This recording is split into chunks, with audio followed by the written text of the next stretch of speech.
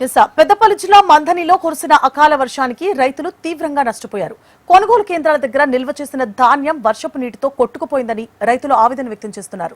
Market యార్డ్లో సరైన రక్షణ ఏర్పాట్లు లేకపోవడం వల్లే ఈ పరిస్థితి ఏర్పడిందని రైతులు ఆరోపిస్తున్నారు.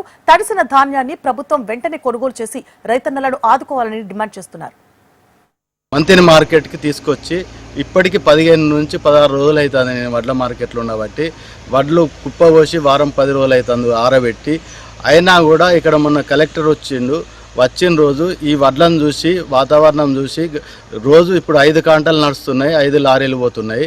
5 కాకుండా 10 నుంచి 12 కాంటాలు నడవాలి. 12, 10, 11 లారీలు రోజు వెళితే వారం 10 రోజులల్లా ఈ మార్కెట్ ఖాళీ అవుతుంది.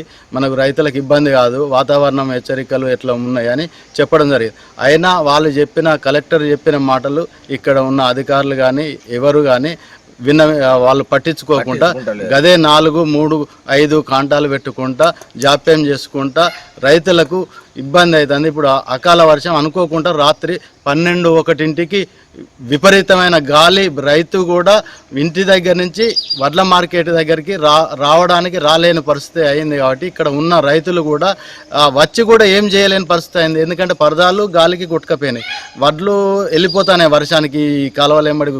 అయినా కూడా అప్పుడు మనం ఏం చేయలేం. మన ప్రాణం కాపాడుకోవాలనేది రేకుల చెట్ల కింద ఉండి ఎవరి బాధలు వాళ్ళు పడ్డాము. తెల్లారి చూస్తే ఉన్నది తడిసిన వరి ధాన్యాన్ని